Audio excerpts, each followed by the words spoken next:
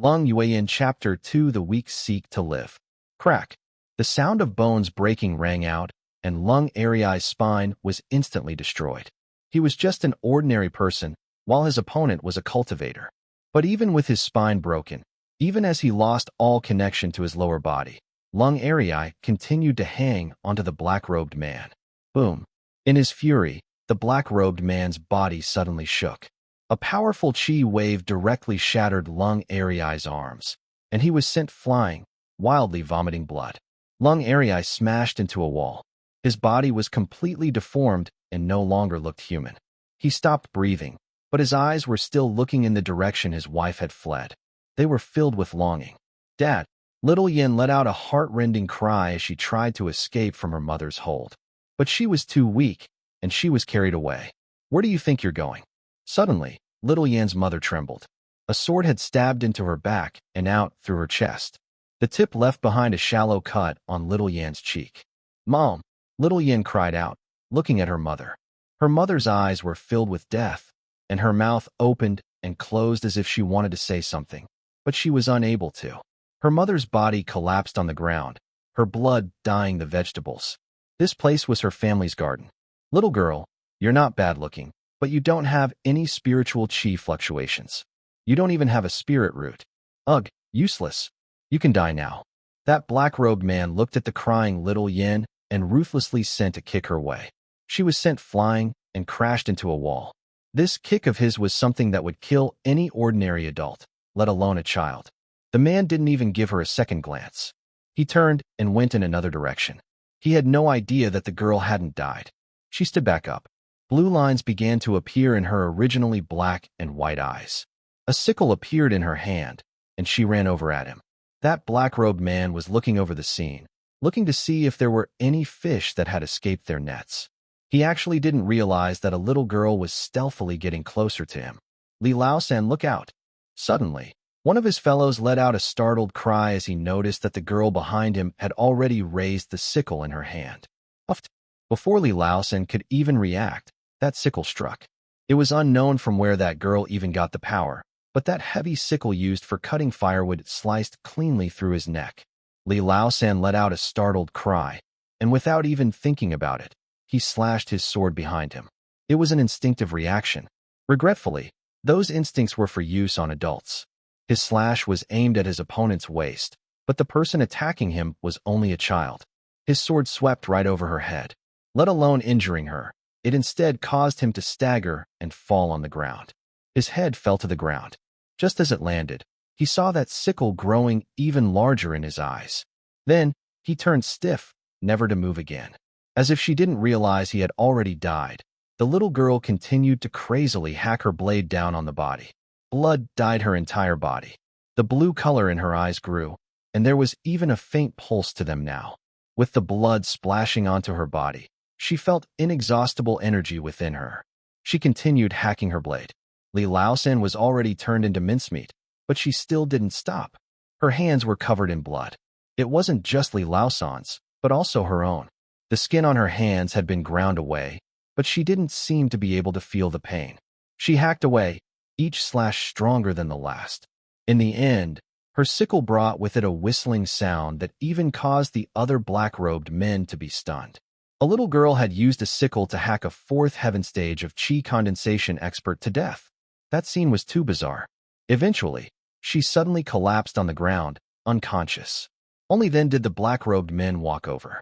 Seeing Li Lao-san's mincemeat corpse, as well as the little girl who seemed like an adorable doll, they didn't know what to think. This scene was chilling. This girl's extremely bizarre. Perhaps we have found a treasure. If she's a supreme seedling, all of us will have contributed a great merit. The scar-faced man picked up the girl and left with the others.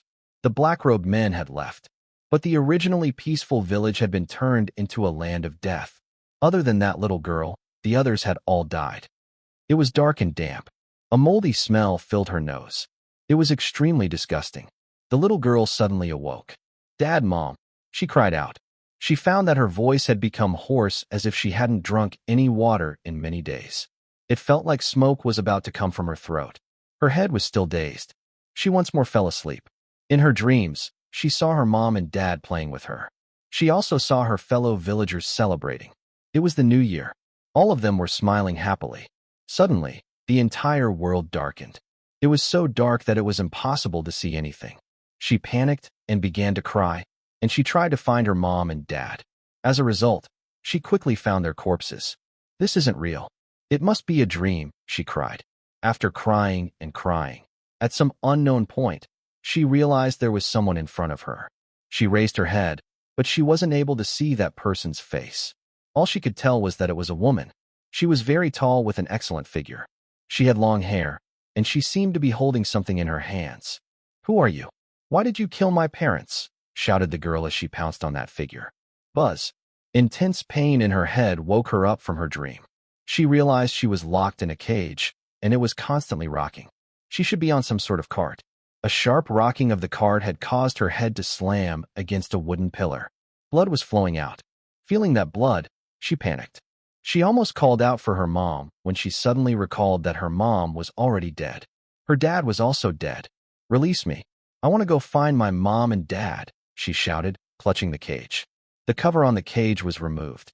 The blazing sunlight pierced her eyes, causing her to cry out. She hastily covered her eyes with her hands. "If you keep shouting, I'll feed you to the wolves." A vicious voice rang out. She didn't even have a chance to see from whom it came before the tarp was put back on.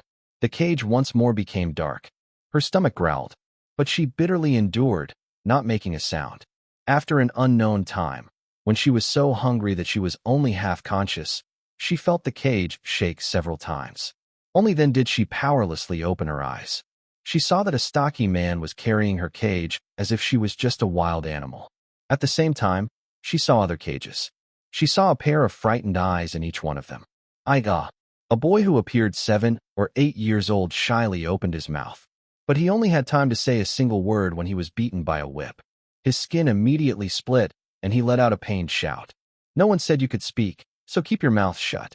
If you want to live, remember this place's rules," said a man icily. The children in hundreds of cages immediately became so terrified that they didn't dare to make a sound. Even when their tears overflowed, they tightly clenched their mouths, not letting their sobs escape.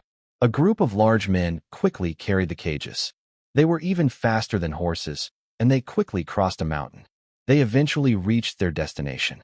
After putting down their cages, a one-eyed man swept his gaze over them. He icily announced, "Your first mission is to survive for 7 days here. During this week, you'll have to find your own food and water. If you can't find anything to eat, there's an even simpler method. Human flesh isn't poisonous, and it's not as hard to eat as you think." This group of children looked at him with terror. It was unknown whether they could even understand what he was saying, but this group of people didn't care. After saying that, they directly opened the cages and then left without a second word. The little girl looked around. It was already dusk now, and it would quickly be dark. She felt an unprecedented loneliness. Thinking of her dead parents, she wanted to cry, but there were no more tears to be found in her eyes. "I want to live. I want to get revenge for my parents." She clenched her tiny fists and was the first to walk out. The other children saw that and also walked out. They wanted to find some fruits to relieve their hunger, but there were no fruit trees around. There weren't even any bodies of water. The girl quickly found a foot-tall plant as she advanced. She hastily bent down and dug it up. Her hands immediately began to bleed because they were still too tender. However, she bore it and continued digging. Eventually, she dug out a fist-sized ball. She recalled that this thing was called a potato, and it could be eaten. Her father had once dug some up for her to eat. She happily looked at it. She was just preparing to wipe off the dirt and eat it when a boy snatched the potato out of her hands. "That's mine," she cried. But the boy ignored her and also ignored the dirt on the potato. He directly bit into it, and it was gone in just 3 mouthfuls. The girl tearfully looked on. At this moment, her fists were quivering and blue ripples appeared in her eyes. "Little sister, I have 2 insect larvae here. You should eat them quickly." Just as the girl's fury was slowly gathering, a gentle voice rang out in her ears.